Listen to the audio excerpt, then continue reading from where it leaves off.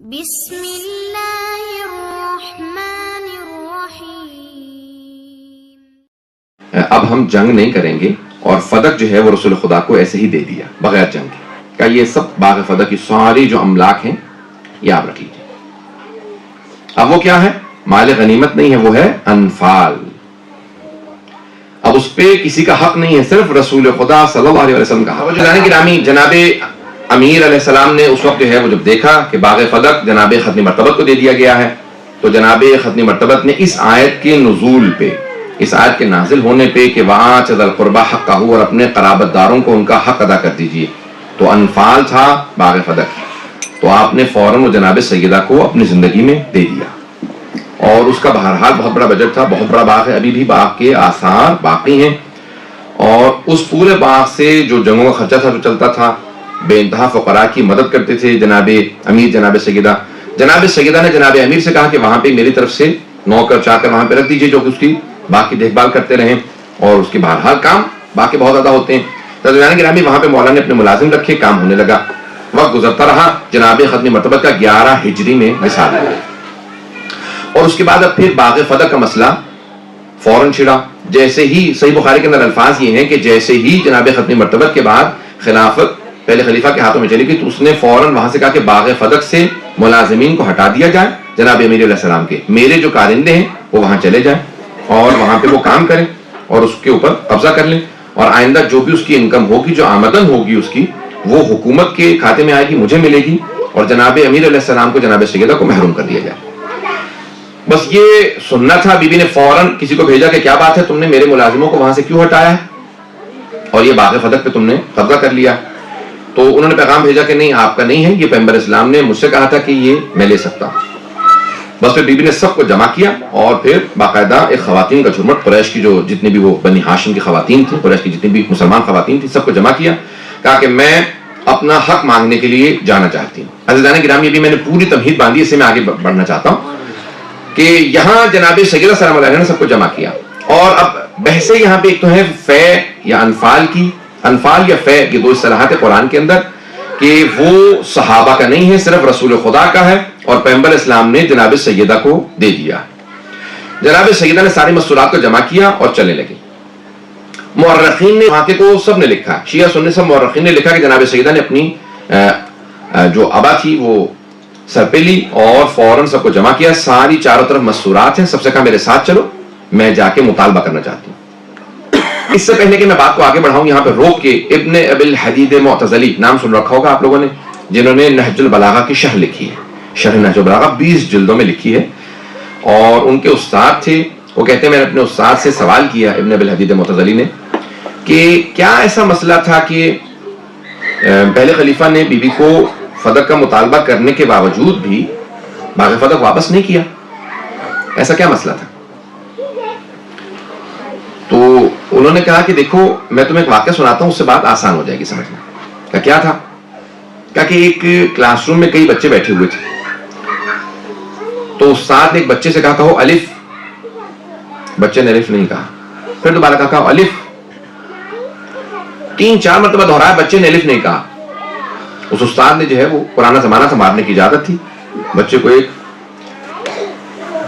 باقاعدہ تھپڑ رسید کیا، کہا کہ بھئی تم اتنے نالائق ہو، تمہیں الف تک نہیں آتا، یہ کہا اور آگے بڑھ گیا۔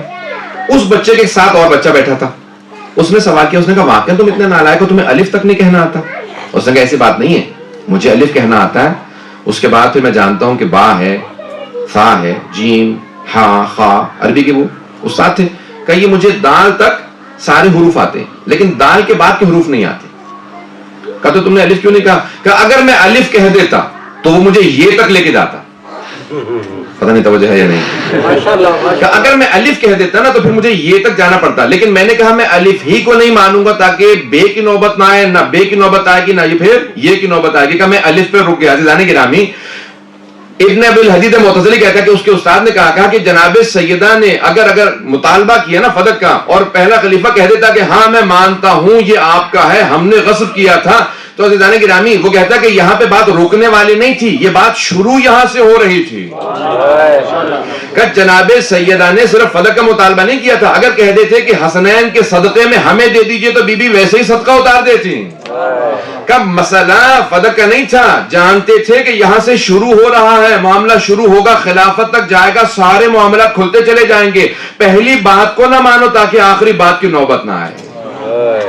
بات واضح ہوئی ہے عزیزان کرام؟ کہ اس لیے ہم نے پہلی ہی بات کو نہیں ماننا تاکہ پھر آخری بات کی نوبت نہ آئے۔ اب کیا مسئلہ ہوا؟ جناب سیدہ نے کہا نہیں، میں تاریخ میں ایسا نہ ہو کہ کوئی یہ کہہ دے جناب سیدہ نے مطالبہ نہیں کیا تھا۔ کہا کہ نہیں، میں تاریخ کے اوراق پہ یہ مقدمہ درج کروانا چاہتی ہوں۔ اب میں اس پورے مقدمے کو، خطبے کے چند جملوں کو پیش کرنا چاہوں گا آپ کے سامنے۔ یہ ساری میں نے تمہید باندھی ہے۔ اب آئی ہیں جناب سیدہ، دربار میں برقع لے رکھا ہے، چاروں طرف مستورات ہیں، بیوی نے سر پہ ایک عبا ہے، ہاتھ میں اپنے بابا کا عصا ہے، اور بیوی چلتے ہوئے آئی ہیں کہ ایک مرتبہ مسجد نبوی کے اندر اب اس پورے مقدمے کو پیش کریں۔ اور آنے کے بعد بیوی نے کہا کہ قرآن کے اندر، بیوی نے پہلے حمد باری تعالیٰ بجا لائی اور کہا کہ تمام تعریفیں اللہ کے لیے ہیں، اور الحمدللہ علامہ الہما، اور اس خداوند متعال کی تمام تعریفیں کہ جس نے ہر چیز ہم پہ الہام کی ہے، وہی ہم پہ بھیجی ہے، جتنی نعمتیں اس نے آل محمد کو عطا کی ہیں کسی کو عطا نہیں کی ہیں۔ عزیزان گرامی، حمد باری تعالیٰ بجا لا رہی ہیں لیکن اس کے اندر بھی فضائل اہل بیت کو واضح کر رہی ہیں۔ عزیزان گرامی، وہاں پہ بی بی نے ایک مقدمہ پیش کیا اور اس کے بعد کہا کہ اس خداوند متعال نے جب ہر طرف ظلمت تھی، تاریکی تھی، چاروں طرف کفر ہی کفر تھا، شرک ہی شرک تھا، اس خداوند متعال نے میرے بابا کا انتخاب کیا۔ کہا اے محمد، جاؤ جا کے میری توحید کا دنیا کے اندر پرچار کر دو، سب کو تعارف کروا دو کہ میں کون ہوں۔ کہا کہ اس تاریکی کے اندر ایک نور نمودار ہوا، اس نور کا نام محمد مصطفیٰ تھا، حبیب خدا تھا۔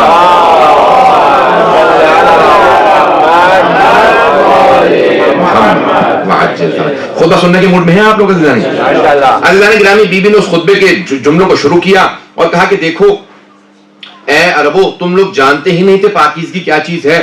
وہ جو بارش کا پانی جمع ہو کے گودالوں میں کھڑا ہو جاتا، زمین میں گڑھے ہوتے ہیں نا، جب بارش ہوتی ہے تو گڑھوں میں پانی کھڑا ہو جاتا ہے، کہ وہ جو پانی گودالوں میں کھڑا ہو جاتا تھا، تم اس جمع شدہ پانی کو پی لیا کرتے تھے۔ میرے بابا نے تمہیں بتایا پاکیزگی کیا چیز ہے۔ کہ میرے بابا نے بتایا کہ دیکھو زمین میں کنویں کھودے جا سکتے ہیں، آب زمزم کو جاری کیا، کہ ہر چیز کی پاکیزگی میرے بابا نے سمجھائی۔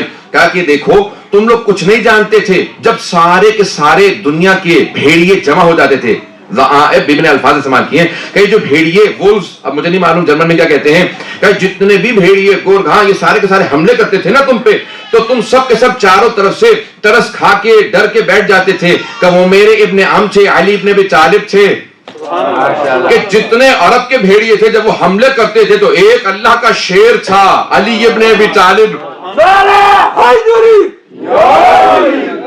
سارے عرب کے بھیڑیوں کے سروں کو توڑنے والا اللہ کا ایک شیر تھا، جس نے تم میں سے کبھی کسی کو زحمت نہیں دی۔ جب تمہارے سروں پہ پرندے بیٹھے ہوتے تھے تم ہلنے کی کوشش نہیں کرتے تھے، وہ ایک علی تھے جو کھڑے ہوتے تھے، ہر عرب کے سر کو توڑ کے بتاتے تھے میں اللہ کا بھیجا ہوا شیر ہوں۔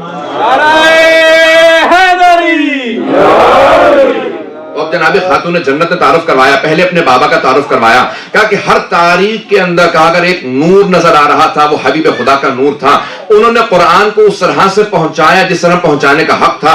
واجبات کو اس لیے دیا تاکہ تم اپنے آپ کو تقویت دے سکو، نماز کو واجب قرار دیا تاکہ تکبر سے بچ سکو، روزے کو واجب قرار دیا تاکہ تمہاری صحت بحال ہو سکے، زکات و خمس کو واجب قرار دیا تاکہ تمہارے رزق میں نمو ہو، تمہارا رزق آگے بڑھے، برکت کا سبب بنے، حج کو واجب قرار دیا تاکہ پوری دنیا کے اوپر مسلمانوں کا روب بیٹھ جا کے اتنے مسلمان ہر سال جمع ہو جاتے ہیں۔ عزیزان گرامی، بیوی نے ساری عبادات کے فلسفے کو سمجھایا ہے کہ مسلمانوں کی عزت کی خاطر جہاد کو واجب قرار دیا، کہ جہاد کے اندر سب سے بڑے مجاہد کا نام علی تھا۔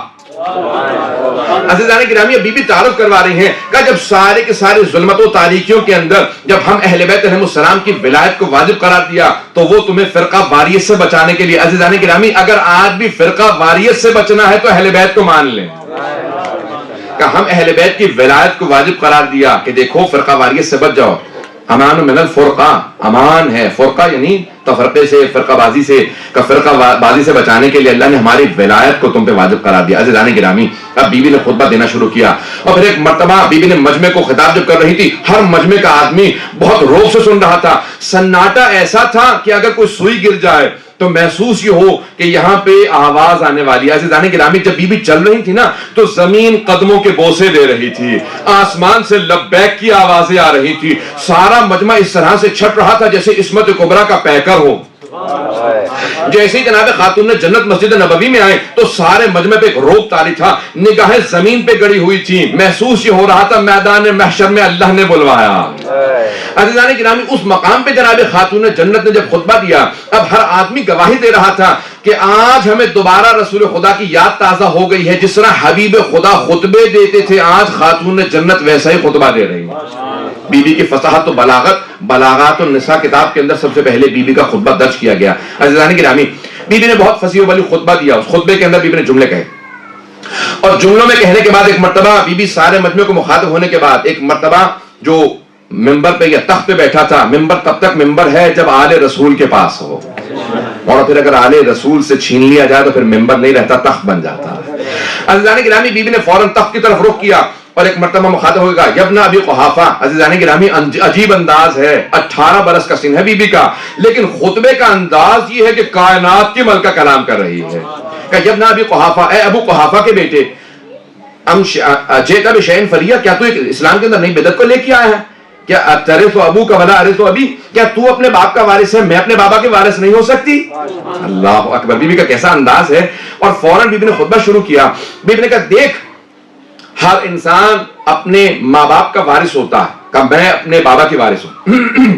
تو بی بی نے میراث کا مقدمہ کیا، دوسرا بی بی نے انفال اور فے کا مقدمہ کیا، تیسرے بی بی نے خمس کا، کہا کہ کسی ایک کو بھی رد کرے تو باقی دونوں باقی ہیں۔ عزیزان گرامی، بی بی نے سارے کے سارے مقدمے دائر کر دیے، پتہ نہیں میں واضح کر پایا ہوں یا نہیں، کہ اگر خمس کو مانتا ہے تو میں رسول خدا کی قریبی ترین ہوں، قرابت دار ہوں، اگر فے اور انفال کو مانتا ہے تو رسول خدا نے اپنی زندگی میں مجھے دے دیا باقی خدق، اور تیسرے اگر میراث کو مانتا ہے تو اپنے بابا کی صرف میں ایک وارث ہوں، اگر اور بیٹیاں ہوتی تو وہ بھی کہتی ہیں کہ ہم بھی موجود ہیں۔ عزیزان گرامی، کسی اور کا نہ بولنا اس بات کی علامت ہے کہ جناب خاتون جنت صرف ایک ہی وارث تھی۔ صلوات پڑھیں محمد وعلی محمد۔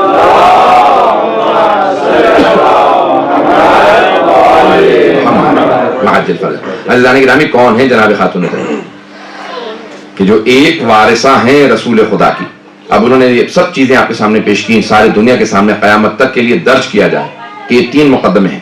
اب فوراً اس نے کہا کہ نہیں، رسول خدا نے مجھ سے کہا تھا کہ ہمارا کوئی وارث نہیں ہوتا۔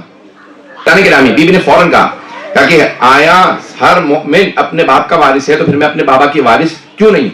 کہا کیونکہ آپ کے بابا نے مجھ سے کہا تھا کہ نحن معاشر الانبیاء لا نرث ولا نورث یا نورث، ہم قوم انبیاء نہ کسی کے وارث ہوتے ہیں نہ ہمارا کوئی وارث ہوتا۔ توجہ ہے میں کہ میرے ساتھ؟ اب اس نے جواب یہ دیا، کہا کہ نہ ہم کسی کے وارث ہوتے ہیں، نہ نبی کسی کا وارث ہوتا ہے اور نہ ہی نبی کا کوئی وارث ہوتا۔ بی بی نے کہا کہ تو ہر بات پہ مجھ سے گواہ مانگتا، تو ہر بات پہ کہتا ہے کہ گواہ لے کے آئیے، یہ آپ کی میراث ہے، گواہ لائیے، یہ آپ کا ہے، گواہ لائیے، مکان آپ کا ہے، گواہ لائیے۔ بی بی نے کہا تو یہ بتا، یہ جو ابھی تو نے میرے بابا سے منسوب حدیث کہی ہے، تیرے پاس کوئی گواہ ہے؟ اس نے کہا نہیں، میرے پاس کوئی گواہ نہیں، مجھے رسول خدا نے تنہائی میں کہا تھا۔ پتہ نہیں بات پہنچ رہی ہے کہ نہیں پہنچ رہی ہے؟ عزیزان گرامی، میری کئی مرتبہ بحث ہوئی، میں نے بہت سے لوگوں سے پیش کیا اس بات کو، کہا کہ نہیں وہ اپنی جگہ پہ صحیح تھے، بی بی اپنی جگہ پہ صحیح تھی۔ میں کیوں؟ کہا بی بی اپنی میراث مانگ رہی تھی، ان کا حق بنتا تھا، اور وہ بھی صحیح تھے کیونکہ پیغمبر نے ان سے کہہ دیا تھا۔ عزیزان گرامی، اگر معاذ اللہ پیغمبر نے کہا ہوتا تو ان سے کہنے کی کیا ضرورت تھی؟ بی بی سے کہتے تھے میراث مت مانگنا، قیامت تک کے لیے سارے شیعہ پیچھے پڑے رہیں گے۔ پتہ نہیں بات واضح ہو رہی ہے یا نہیں ہو رہی؟ تو جس سے متعلق تھا ان کو بتا دیں آپ کی میراث نہیں ہے، یہ ہمسائے والوں کو بتانا میرے بچوں سے حق چھین لینا۔ یہ نہیں سوچتے کہ پیغمبر پہ حق جا رہا ہے، یہ کہنا کہ تم حق چھین لینا اور ان سے نہیں بتا رہے کہ حق مت مانگیے گا۔ تو کہا کہ نہیں، مجھ سے پیغمبر نے کہا تھا، بی بی نے کہا کوئی گواہ لے کیا۔ عزیزان گرامی، اس نے کہا میرے پاس کوئی گواہ نہیں ہے، رسول خدا نے تنہائی میں کہا تھا۔ تو ایک خاتون بولی بابا جان تنہا نہیں تھے، میں بھی پردے میں بیٹھی ہوئی تھی، میں نے سنا تھا۔ عزیزان گرامی، جس نے گواہی پیش کی، توجہ کیجیے گا، سارے مجمع کی توجہ ہو، جس نے گواہی پیش کی اسی نے کل اپنے باپ کے مرنے پہ کہا میرے بابا کو میرے گھر میں دفنا دو۔ کہا یہ رسول خدا کا گھر ہے، آپ کا نہیں۔ کہا میری میراث ہے۔ جو جناب سیدہ کی میراث کا انکار کر دے، اپنی میراث کیسے مانگے؟ پتہ نہیں بات واضح ہے یا نہیں ہے؟ عزیزان گرامی، کہا کہ میری میراث میں میرے بابا کو دفنا دو۔ کہا کہ تم نے تو کہا تھا بابا جان انبیاء کا کوئی وارث نہیں ہوتا، یہ آپ نے بالکل صحیح کہا، میں سن رہی تھی۔ عزیزان گرامی، پھر اپنی میراث مانگنے کا حق نہیں رہتا۔ میں بہت آپ کے سامنے تفصیل سے پیش کر رہا ہوں، مقدمے کو سنتے جائیے گا۔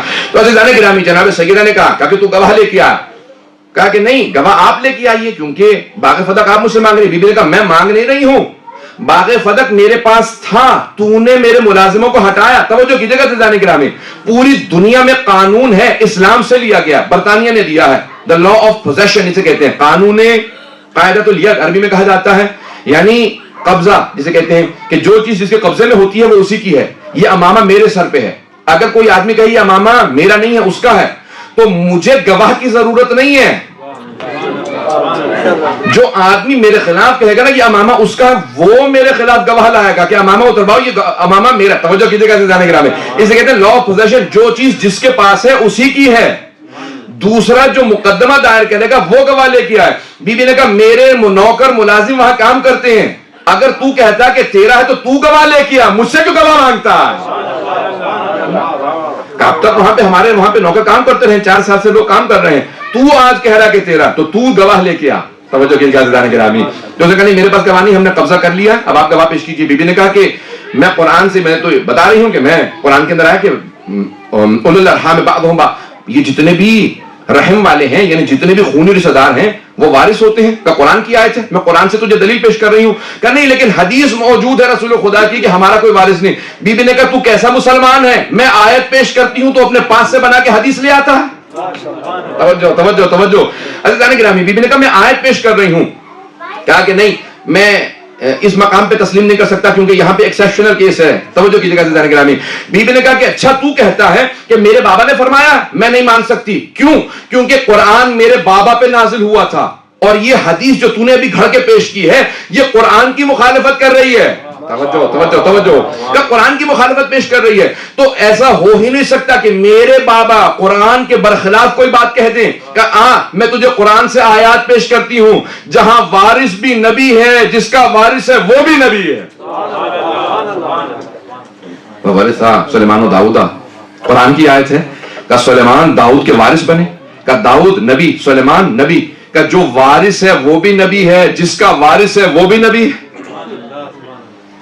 پتہ نہیں بات پہنچا پایا ہوں یا نہیں. جناب داؤد نبی ہیں, جناب سلیمان نبی, دونوں باپ بیٹا ہیں. جناب داؤد والد ہیں, جناب سلیمان بیٹے ہیں. کہ تو کہتا ہے انبیاء کا کوئی وارث نہیں, یہ قرآن کی آیت ہے.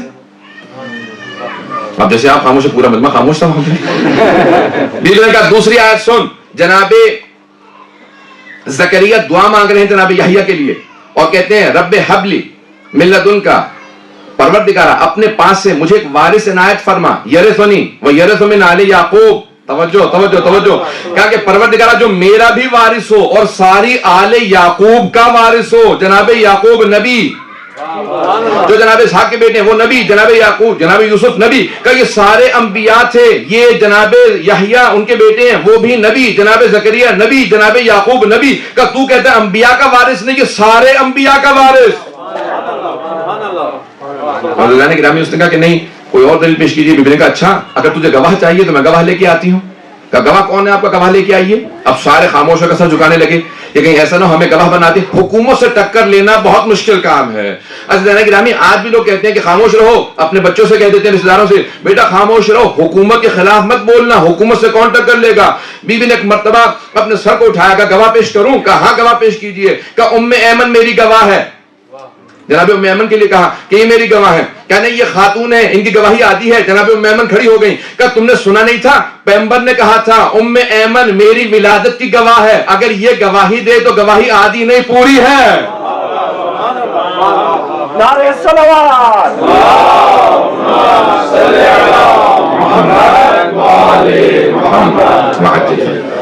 بشیر کی احمد نے کہا کہ نہیں مجھے تسلیم نہیں ہے. بی بی نے فوراً اشارہ کیا. بی بی نے کہا کہ دیکھ پھر میرے شوہر علی بن ابی طالب میرے گواہ ہیں. کہا نہیں شوہر کی گواہی بیوی کے حق میں قبول نہیں ہے. بی بی نے کہا تیرے پاس کوئی آیت یا حدیث ہے کہ شوہر کی گواہی قبول نہیں ہے؟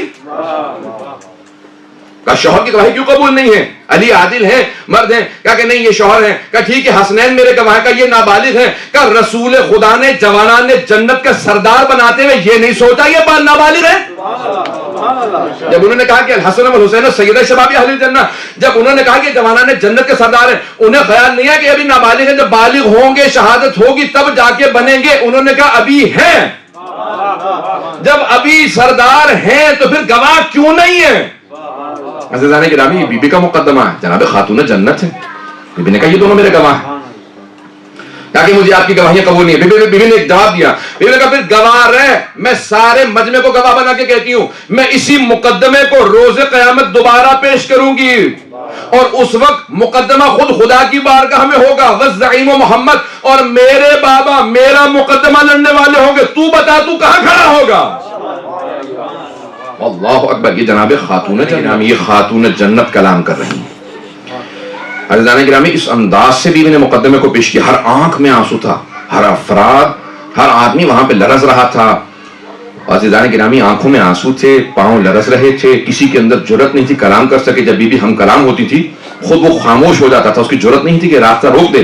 جب بیوی سوال کرتی تھی جواب دیتا تھا, جب بیوی کہتی تھی خاموش ہو جا میں بات کرنا چاہتی ہوں, پھر اس میں جرت نہیں ہوتی. عزیزان گرامی, جس خاتون کا اتنا روب ہو وہ خاتون جنت ہے. یہ سیدۃ النساء, یہ حوض کوثر کی وارث, سورہ کوثر کی مصداق ہیں. عزیزان گرامی, ایک روب تھا سارے مجمع پہ. بی بی نے ایک مرتبہ اپنی ابا کو اٹھایا اور خواتین سے آواز دی کہ واپس چلو, مجھے گھر تک پہنچا دو. وہ جو چاروں طرف خواتین کھڑی تھی نا, وہ سب رو رہی تھی. جب بی بی نے آواز دی نا کہ مجھے گھر لے چلو, تو مورخین کہتے ہیں کہ مستورات بتا رہی تھی کہ بی بی کے دونوں ہاتھ مستورات کے کاندھوں پہ تھے اور پاؤں زمین پہ خط کھینچ رہے تھے.